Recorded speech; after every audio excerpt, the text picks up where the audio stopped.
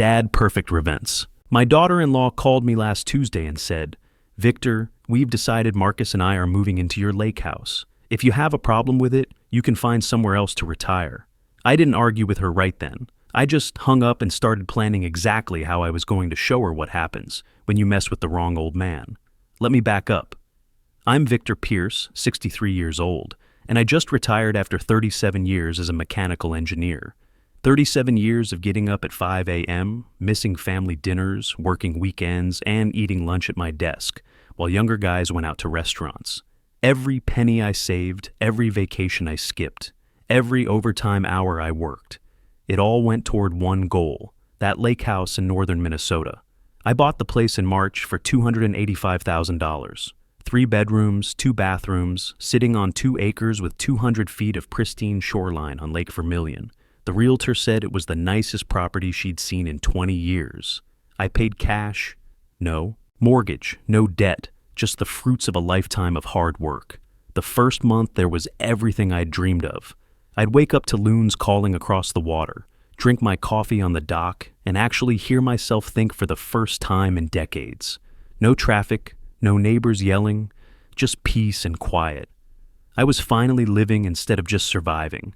Then Ashley decided she wanted it. Ashley Pierce is my daughter-in-law, married to my son Marcus for 8 years now. She used to sell real estate until the market got tough, and now she's been between opportunities for about 2 years. That's her way of saying unemployed. She's 32, used to making decent money, and not handling the lifestyle adjustment very well. When I told Marcus about buying the lake house, he was happy for me, said I deserved it after all those years of sacrifice. But Ashley, she got this look in her eyes, like she was calculating something. I should have paid attention to that look. The first hint of trouble came in April. Ashley started making comments about how big the house was for just one person, how it seemed wasteful to have 3 empty bedrooms most of the time. She'd mention it every family dinner, just little digs here and there. Then in May, she stepped it up, started talking about how expensive it must be to maintain such a large property, how worried she was about me living so isolated at my age. Real concerned about my safety, she was. Marcus bought into it at first. Started asking if I was okay up there alone, if I needed anything. But I've been dealing with manipulative people my whole career. You don't survive 37 years in engineering without learning to spot someone trying to work an angle. Ashley wasn't worried about my safety. She was working up to something. The call last Tuesday made it crystal clear what that something was. "Victor," she said, "not even a hello first. Marcus and I have been talking, and we think it makes the most sense for us to move up to the lake house. We can help you maintain it, and you won't be alone anymore." "I don't need help maintaining it," I told her. "And I like being alone. That's not healthy for someone your age. Besides, we're family. We should be together." Family. That word again. Ashley loves to throw that around when she wants something. "The house isn't big enough for all of us," I said, which was true. It was big enough, but I wasn't about to admit that. "Oh, you can stay in the guest room. We'll take the master bedroom since we're younger and need more space." The guest room. In my own house. That I bought with my own money. That's when she delivered the line I mentioned earlier about finding somewhere else to retire if I had a problem with it. After I hung up, I sat on my dock for about an hour, just thinking. I could feel my blood pressure rising, which isn't good at my age, but I needed to get my head straight. Ashley wasn't just asking for a favor here. She was trying to take my house. And she was using my own son to do it. I called my attorney, Beverly Martinez, that same day. Beverly's about 45, sharp as a tack, and she's handled some property disputes for me before. I told her the whole situation. "Victor," she said, "you need to understand something. This isn't just about a house. This is about establishing a pattern. If Ashley succeeds in pushing you around on this, it won't stop here. People like her, they escalate." "What do you mean?" "I mean, next it'll be your finances, your healthcare decisions, maybe even your living situation entirely. I've seen this before with elderly clients. Elderly clients, I didn't love hearing that, but I knew she was right. What do you recommend? Document everything. Every conversation, every text message, every phone call, and I want you to hire a private investigator. Isn't that a bit much? Victor, if someone was trying to steal your house through a legal loophole, you'd hire a lawyer, right? This is the same thing, just with different tactics." She gave me the number for Carol Williams. a private investigator who specializes in financial fraud and family disputes. I called Carol that afternoon. Carol's voice was all business. Mr. Pierce, I need you to understand that family financial fraud is more common than people think. Adult children manipulating elderly parents, spouses hiding assets, relatives making false claims about money owed. It happens every day. I don't think Ashley's doing anything illegal, maybe not yet. But let me ask you this. Do you know anything about their financial situation, their debt levels, any gambling problems, substance abuse, anything like that? I realized I didn't know much about Ashley and Marcus's finances at all. Marcus has always been private about money, and Ashley certainly wasn't sharing details. I'll do some preliminary research, Carol said. Basic background check, credit reports, public records. It'll cost you $500, but it might save you a lot more than that. I hired her on the spot. While I was waiting for Carol's report, I went to the hardware store and bought a security camera system. Nothing fancy, just basic cameras for the driveway and front door. I've always been handy with electronics, so installation was no problem. I also started recording every phone call Ashley made to me. Minnesota's a one-party consent state, so it's perfectly legal as long as I'm part of the conversation. Good thing too, because Ashley called me 6 more times that week. Each conversation got a little more aggressive. She started bringing up things like how much money I'd spent on the house, how selfish it was to hoard such a nice property, how disappointed she was in my attitude toward family. The best part was when she said, "Victor, after everything Marcus and I have done for you over the years, the least you could do is share the house with us." Everything they'd done for me, I asked her to be specific. "Well, we invited you to Thanksgiving dinner every year. You invited me to bring the turkey and pay for the wine, and we always include you in family photos. Because I'm family, Ashley, that's not a favor." She got flustered then and hung up on me, but I had it all recorded.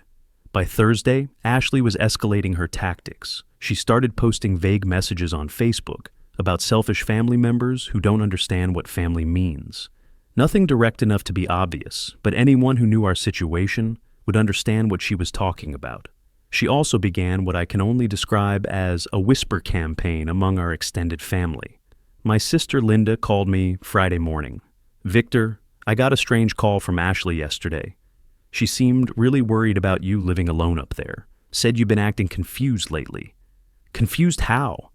"She said you've been making some questionable financial decisions, spending money on things you don't need. She's concerned you might be getting taken advantage of." That's when I knew Ashley was laying groundwork for something bigger than just getting my house. She was trying to make people think I was losing my mental capacity. "Linda, I want you to listen to me very carefully. I am not confused. I am not making bad financial decisions. Ashley wants my lake house, and she's trying to manipulate the family into supporting her. But, Victor, she seems so genuinely concerned. She's a very good actress. Trust me on this." Carol's report came back the following Monday, and it was eye-opening. Ashley had $73,000 in credit card debt. Most of it from online shopping and some kind of multi-level marketing scheme she'd gotten into. Marcus probably didn't know about half of it because some of the cards were in her maiden name. But that wasn't the worst part. The worst part was the $28,000 cash advance she'd taken against Marcus's retirement account 6 months ago. The paperwork showed his electronic signature, but Carol found evidence that Ashley had been using his login credentials for various financial accounts, identity theft, plain and simple. "There's more," Carol said when she called to go over the report. "I found a series of text messages between Ashley and her sister where they discuss the plan for your lake house. Apparently this has been in the works since before you even bought the place. How did you get her text messages? Ashley's not very careful with her digital security. She uses the same password for everything, and her sister's even worse. They were discussing this whole thing in a Facebook group chat with their mother. What exactly were they discussing? How to manipulate Marcus into supporting the move. How to make you seem unreasonable for refusing. And here's the kicker. Ashley's been telling people you're showing signs of dementia." My stomach dropped. "What?"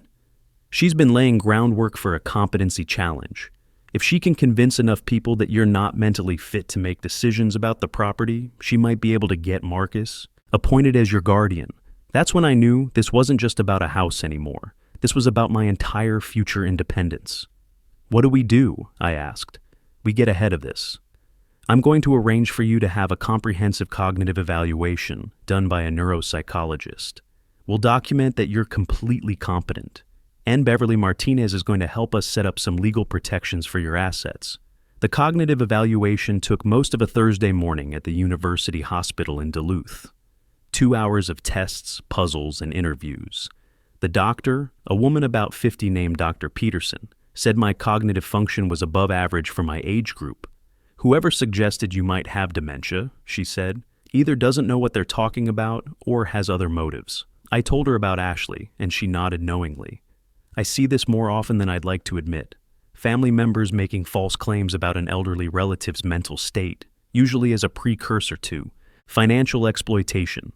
The written report was 12 pages long and made it very clear that I was mentally sharp, financially competent, and fully capable of making my own decisions. Armed with that documentation, Beverly and I went to work on protecting my assets. We set up a revocable trust with very specific language about who could make changes and under what circumstances. We also drafted a comprehensive power of attorney document that would prevent anyone from making claims about my competency without multiple independent medical evaluations. This is bulletproof, Beverly told me. Even if Ashley somehow convinced a judge to order a competency hearing, she'd need evidence from at least 2 different neuropsychologists. And the bar for that evidence is extremely high. Meanwhile, Ashley was ramping up her campaign. She'd started calling Marcus every day, sometimes multiple times a day, talking about how worried she was about me, how I seemed confused during our phone conversations, how living alone might not be safe for someone my age. She also began reaching out to other family members with her concerns. My nephew called from Chicago, asking if I was really okay. My brother-in-law mentioned that Ashley had expressed worry about my recent behavior changes. She was building a narrative, trying to get people on her side before making her move. Marcus finally called me himself on a Friday evening. I could hear the stress in his voice. Dad, Ashley's really concerned about you. She thinks maybe you should consider moving to one of those senior communities where there are people around. Marcus, when's the last time you talked to me where I seemed confused about anything? Long pause. Well, I mean, you don't seem confused to me, but Ashley says sometimes people can hide it well. Son, I need you to listen to me very carefully. Ashley doesn't want me in a senior community. She wants my house. And she's manipulating you to get it. Dad, that's not fair. Ashley loves you. We both do. Marcus, did you know your wife has $73,000 in credit card debt? Another pause, longer this time. What? Did you know she took a $28,000 cash advance against your retirement account 6 months ago? That's impossible. I would have to sign for that. She used your electronic signature. Marcus, I hired a private investigator. Your wife has been committing financial fraud, and now she's trying to get her hands on my property to solve her money problems. I could hear Ashley in the background, asking who he was talking to. Dad, I can't. This is crazy. You hired an investigator on my wife? I hired an investigator to protect myself from someone trying to steal my house. The fact that it's your wife makes it harder, not easier. Marcus hung up on me. I expected that.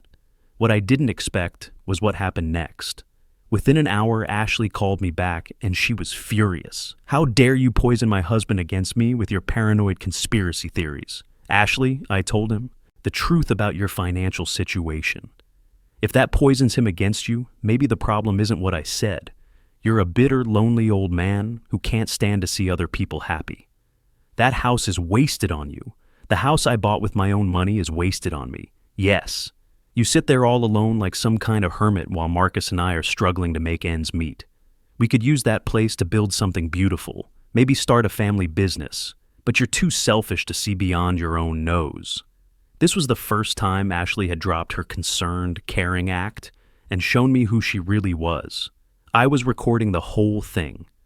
Ashley, what family business? We've been looking into vacation rental properties. Do you know how much money that lakehouse could generate on Airbnb? Thousands every month during peak season. But you'd rather let it sit empty than let your family benefit. There it was. Her real plan wasn't just to live in my house. It was to turn it into a business. My peaceful retirement home would become a revolving door of strangers. That's never going to happen, I told her. We'll see about that.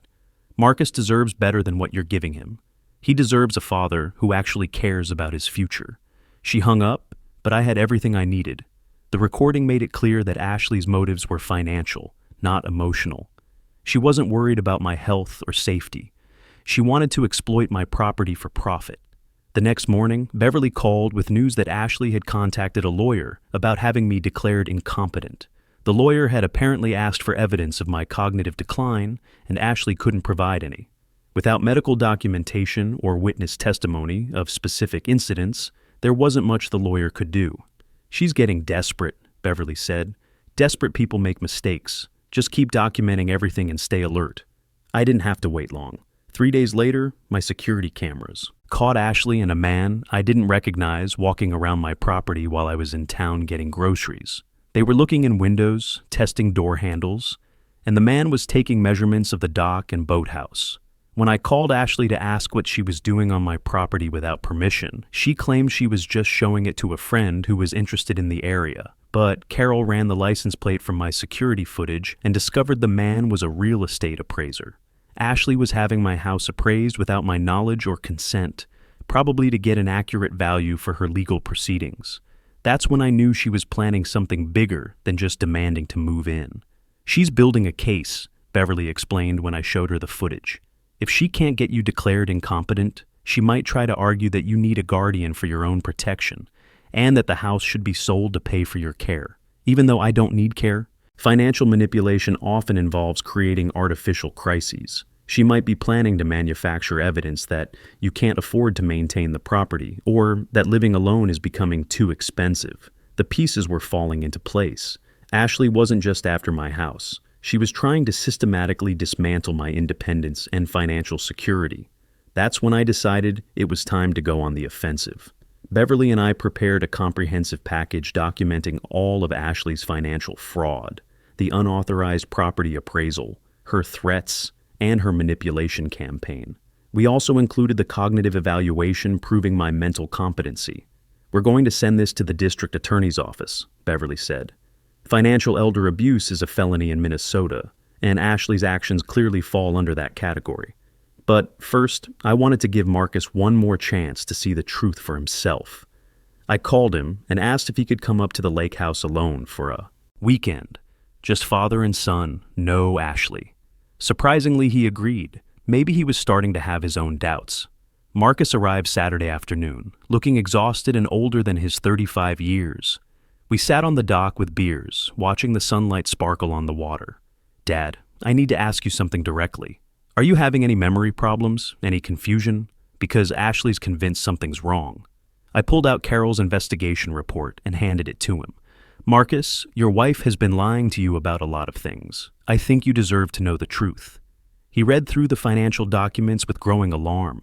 Bank statements showing the unauthorized retirement withdrawals, credit reports revealing the massive debt, text messages between Ashley and her sister plotting to get control of my property. "I didn't know about any of this," he said finally, his voice hollow. "The retirement account. She told me there was a paperwork error and I needed to sign some correction forms. I trusted her. That's what people do when they love someone. They trust. Dad, she's been asking me to sign a lot of papers lately. Financial stuff she said was routine. What if... Marcus, I think you need to check all your accounts when you get home, and maybe talk to your own attorney." We spent the rest of the weekend talking about everything except Ashley, fishing, grilling burgers, watching the loons. It reminded me of when he was a kid and we'd take weekend camping trips. Just us guys, no complications. Sunday evening, as he was loading his car to leave, Marcus turned to me with tears in his eyes. "Dad, I'm sorry. For all of it. For not seeing what she was doing to you, to us. For letting her use me against you. You don't need to apologize, son. You were trying to keep your marriage together. That's what good men do. I don't think there's a marriage left to save. That conversation was 6 weeks ago." The legal aftermath moved quickly once Marcus confirmed the extent of Ashley's financial fraud. She'd been forging his signature on loan applications, credit card applications, and had even attempted to take out a second mortgage on their house without his knowledge. The district attorney filed charges for identity theft, financial fraud, and elder abuse. Ashley's facing up to 5 years in prison if convicted. She's also been served with a restraining order that prohibits any contact with me. Marcus filed for divorce within a week of discovering the full extent of her deception. Beverly referred him to a good family lawyer who specializes in fraud cases. The divorce should be finalized soon, and Marcus will keep most of their assets since Ashley's criminal activities voided their prenuptial agreement. But the legal stuff took months to sort out, and the important part was already done. My son had his eyes open again. Last weekend, Marcus drove up to visit me at the lakehouse. He looks healthier now, like a weight's been lifted off his shoulders. We spent Saturday morning fishing for walleye, and actually caught enough for dinner. I've been thinking about moving up to Duluth, he told me as we cleaned the fish. Start fresh somewhere new. There's a marketing position open at a firm up there. You'd be about an hour away, I said, trying not to sound too pleased. I was hoping maybe I could visit more often. If that's okay with you, I forgot how peaceful it is up here. This place will always be yours someday, Marcus, but it's mine until I decide otherwise. He laughed at that, a real laugh, the first I'd heard from him in months. I learned something through all this, Dad. You taught me that protecting yourself isn't selfish, it's necessary.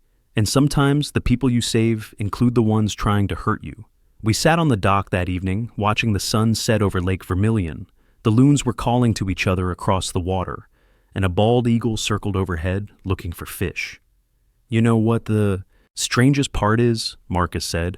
I actually feel grateful this happened. If Ashley hadn't shown her true colors now, imagine what she could have done over the years, to both of us.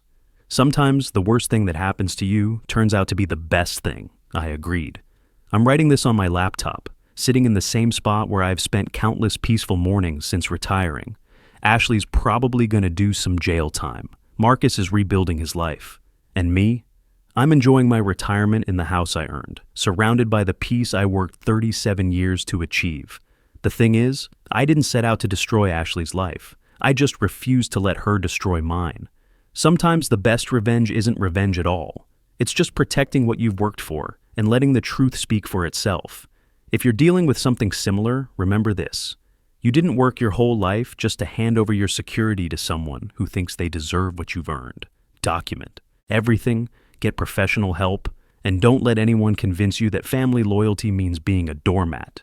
You work too hard for what you have to give it up without a fight. The people who demand the most respect for family are usually the ones who understand it the least. Real family protects each other's dignity, not exploits each other's generosity. I spent 37 years building something worth protecting, and I wasn't about to let someone tear it down just because they called me family. Sometimes saying no is the most loving thing you can do.